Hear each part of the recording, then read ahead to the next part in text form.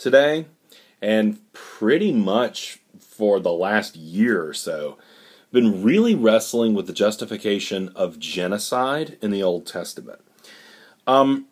You have so many of these YouTube channels that either have theism or atheism as kind of like their central subject. The Amazing Atheist is fantastic. Jacqueline Glenn, she's fantastic.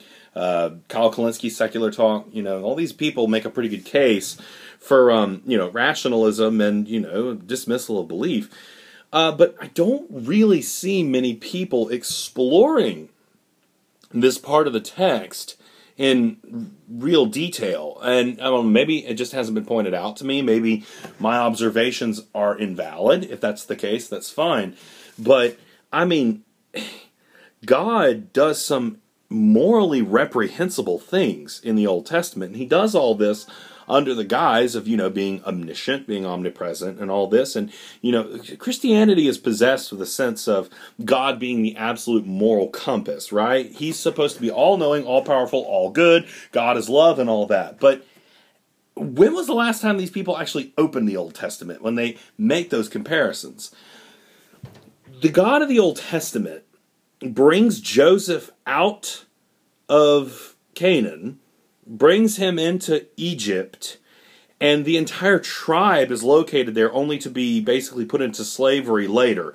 With the book of Exodus opening up with God remembers his people, that starts the whole chain reaction where God moves the Hebrews out of Egypt and back into the promised land. There's this really bizarre movement that happens. The whole people transplanted to a foreign nation and then reinstated in a land that was promised them. And I know, a lot of the translation stuff that occurs, you're doing close readings of biblical text when you're reading a translation is a little difficult because so much gets lost. But isn't that a strange word that the omnipresent, all-powerful being would remember his chosen people? How odd, right?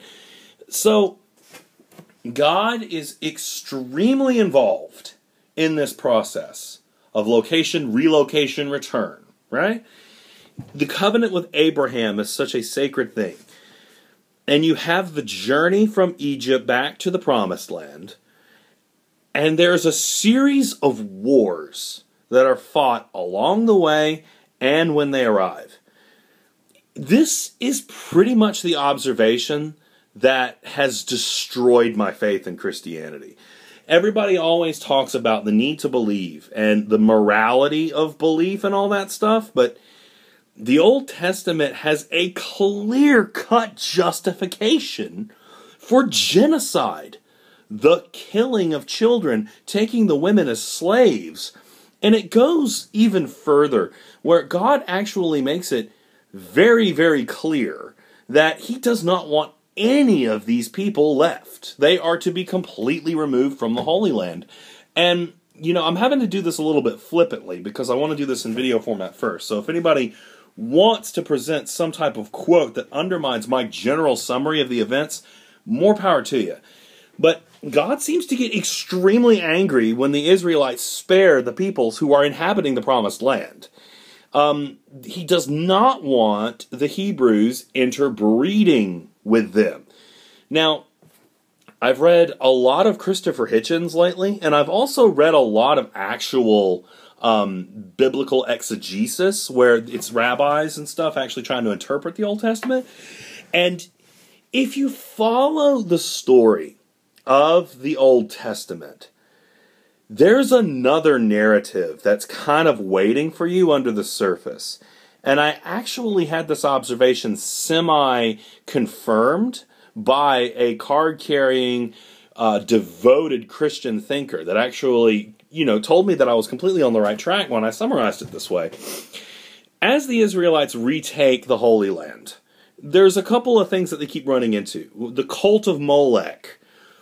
It's understandable that we would hate the people who worship Molech because of child sacrifice. But to completely genocide them out, to kill the children, kill the cattle. And then you have what I think is the most problematic of all. the Israelites continuously seem to run into the descendants of the Nephilim. Goliath is a giant, King Og is a giant, and the giants are supposed to be the descendants of the angels, or the descendants of the Sethian heritage, that were produced without God's consent. They are removing from the earth the descendants of, I mean, it's funny because you can interpret it a bunch of different ways. The Nephilim can be directly descended of angels, which, if that's the case, really? Or they could be a leftover remnant of a more pure and holy bloodline that was interbred with tribes that God did not want, and again, explains why they're giants. Both of these explanations are quite the head-scratcher, because when this believer that I was speaking with pointed out to me, well, the genocide is justified because they were Nephilim, and God wanted to destroy the Nephilim. My response to her was, a child is still a child, regardless of whether he has a hint of divine genetics. So what you are left with in the Old Testament is a big, horrible, rotting, festering finger that no one wants to pay attention to. The fact is, you have a whole people that's targeted for genocide, multiple ones. And it doesn't matter how you justify the genocide. You are still essentially justifying genocide. I mean, are you okay with that? Some of the most insulting arguments that have been kind of thrown at me as I introduce this idea. One, why are you buried in the Old Testament? Well, I'm sorry. If you are a Christian, you cannot hold the book and say it is the perfect divine inspired word of God and then disinherit half of it. It doesn't work that way. The other argument, wow, this one was fascinating. The argument in the case for faith was that these people were so far gone, these people were so morally decayed and bankrupt, that it was more merciful to kill every single one of them rather than let the decay continue. I'm sorry, that is a very Nazi-esque argument. I know I've already lost because, you know, you're not supposed to bring up Nazis, but at the same time, I mean, when you're invoking eradicating a people, does it really matter how far gone a culture is if you're going to start systematically eliminating the children? I mean, you're still justifying genocide. And the best response to this in here is the idea that God created life. God has the right to take away life, regardless of judgment. Okay, sure, you can take that approach, but my God, do you really want to open that can of moral worms? Do you really want to give God the right to supersede morality in such a horrific way that just because God is the author of existence means that he can simply annihilate and torture on a whim because he is its author? Does that mean that I can kill my own kids? Does that mean that if I ever design an artificial intelligence that I create from the ground up because I create life in that instance, do I have the right to destroy it without having my intentions or my actions called into question? The thing that really bothers me about this is, it's not that I'm just trying to discredit the religion or discredit the beauty of the philosophy. Well, I guess, maybe that's a little disingenuous. Maybe I am. But I feel like these problems, in a lot of ways, all you can really do is be bewildered by it.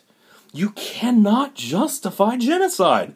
Whether Yahweh asked for it or not, it's still a condemnable action, regardless of the genetics that are involved, regardless of the culture that's involved. We don't eradicate entire tribes of people. And if you allow even one hint of that mindset to infect your moral judgment, you open the door to all sorts of atrocity. Because, oh, they're too far gone. We're doing them a favor by eliminating them. Really? So, that's my beef. From a philosophical perspective, the Old Testament kind of nukes itself.